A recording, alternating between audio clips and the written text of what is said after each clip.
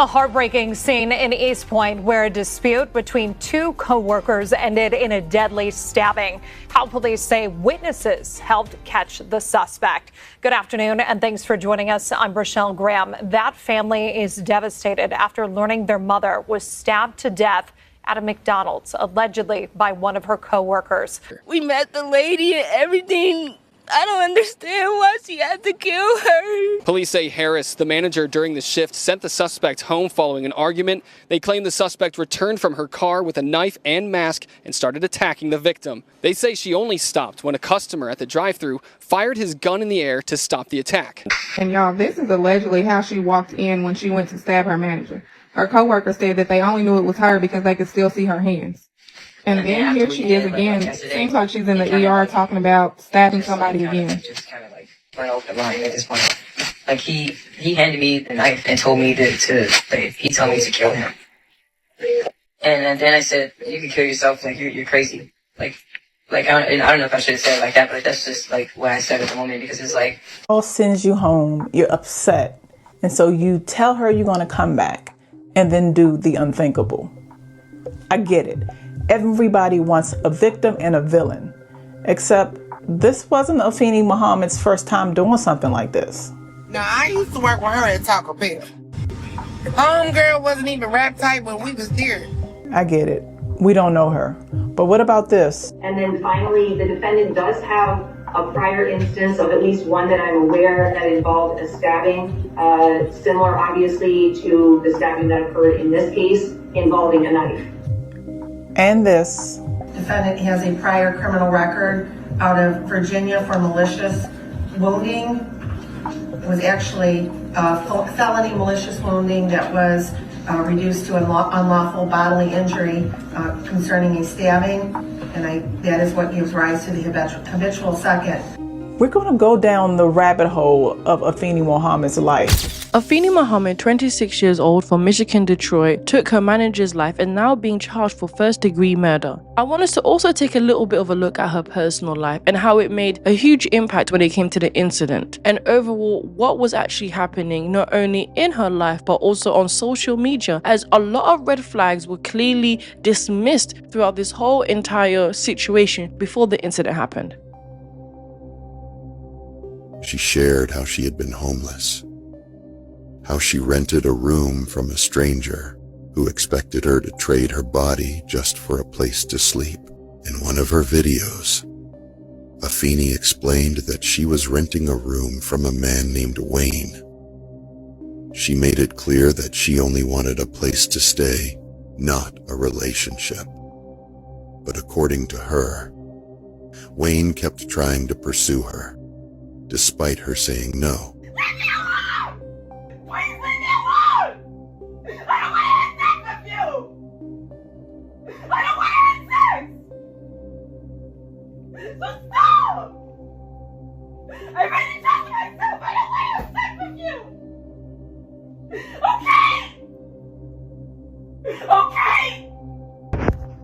Look, he always look at me a certain way or something, and I told him that I don't want to have sex. I told him that.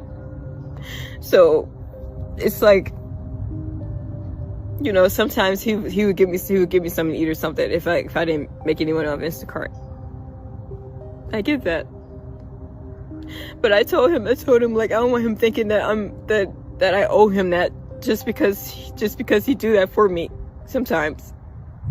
Afeni Muhammad had an active Instagram page where she would regularly post about her day-to-day life, but not only that, how she also premeditated the first-degree murder and what she was looking to do.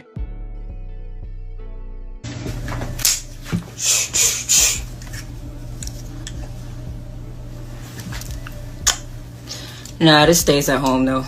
I'm not gonna bring this to work because that wouldn't look right, I guess. I'm a serial killer. Jesus fucking Christ, you're the Bay Harbor Butcher. Quick reminder to subscribe, support the channel to 50k, and let's get straight back to it.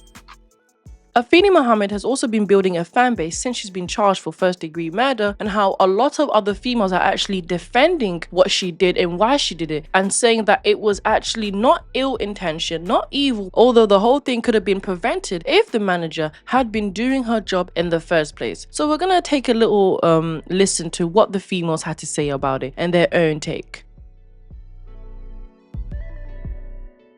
Double C Barbies, let me just say this. Afeni Muhammad, she wasn't wrong. I don't care. It's like every time it be a mother that get unalive, it's always some, oh, woo, woo, woo. It's like the whole world will stop when it's a mother. But what about a broken woman? What about a mentally unstable woman who was pleading every day on the internet and she was not at work making TikToks? I'm so tired of people's on TikTok. I always want to take some shit and run with it. She was on work. She was at work trying to make TikToks. Of course you're gonna get fired, and then you're gonna get rolled up. You're trying to make TikTok. Girl, what? She don't even have a TikTok page. Shut up. People be on here trying to make some shit for some views. That girl didn't have no goddamn TikTok. She was going through a lot, getting molested, being mistreated, didn't have nobody, homeless at that. Can y'all add that? And she kept telling her manager to get out of her face. If somebody tell me to get out their face and they look like that, act like that, I'm out of your way. Work stress is real. We spend 8 hours a day at work, and if we have a toxic, narcissistic boss who tries to micromanage us constantly or just outright overtly bullies us, that is detrimental. That's almost just as bad as being in an abusive and toxic relationship, because you spend so much time at work and you have to deal with this toxic manager. It literally can change your mental health. It literally can start affecting your physical health as well. So when we look at these situations where you gotta work, everyone has to work now, and most people have 2 or 3 jobs and 4 side hustles just to stay afloat and try to go on vacation once a year. My mama died trying to take care of us. No, your mom died bullying a little girl. Your mom died taking advantage of a little girl and taking advantage of her position. That's why your mom died. I've seen a couple TikToks of that girl that killed that manager at the McDonald's. She had been posting TikToks before this happened, and she expressed her concern and how tired she was of this girl bullying her. This lady was harassing her. She was bullying her. She was sending her home early every day. She even went on her day off to make up for some hours. She's a manager. She's the one that has to approve for her to go on her day off to make up hours. And when she got there, she sent her home. You don't treat people like that. You don't know what people are going through. You don't know what people have went through. And you don't know when people are gonna snap. You got all these kids and you left all your kids because you couldn't just be fucking nice to someone.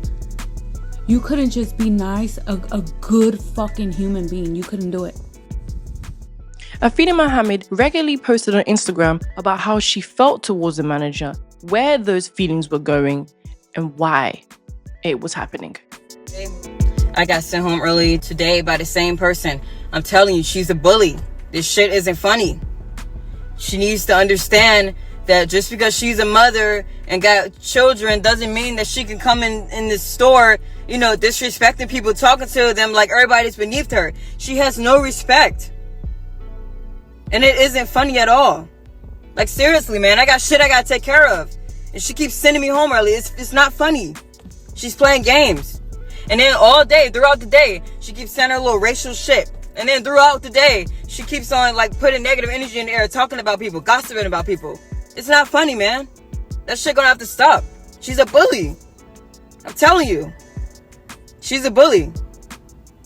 She brings a lot of negative energy in there. She always panic when it's a lot going on, and then she try to manipulate that and make it seem like we ain't doing something right, but we are working really hard and doing great. It's just the fact that she panicked, and I caught her a few times making a mistake, and she tried to hurry up and play it off. You know, nobody's perfect. It's fucking McDonald's. It happens. You know what I mean? Like, sometimes, like, somebody might get confused. So fuck, it gets busy, yeah. But she needs to stop playing like she don't be making mistakes. I be catching her. So all that animosity and shit, that she keep putting in the air and stuff, then trying to tell me I'm always snapping on people. No, that's false. No, I don't snap on people. I don't go in there doing that. I tell her, no, I make peace. That's what I'm doing. I've been creating peace. So all that negative energy that she's bringing in there and trying to manipulate it, no, that's going to stop. All that negative shit she's saying about, you know, her personal life, all of that. No, she's bringing all of that in there and then playing games saying she want to take her belt off and beat somebody. Y'all act like my kids in here. No, we ain't your kids. Respect us. Stop talking to us like that. That shit is crazy. I'm telling you. But to get sent home 2 days in a row, man, and I came in on my off day to make up my time, and she still sends me home early, it's not funny. Somebody gonna have to do something about that. It's not funny. It's not fair. It isn't funny at all. So, you know, she could keep being a bully if she wants to, but that shit is going to catch up to her. Because it ain't funny at all. It ain't. I was wrongfully treated today at work. I was literally physically tapped on a lot of times. My name kept getting called. I was doing a great job. I kept getting sabotaged, tempted, so my button can get pressed and I can go out of character. So although I went out of character, all I could say was stop talking to me. That's all I could say. Stop talking to me. And to walk into my space, still bothering me, and I said, get away from me.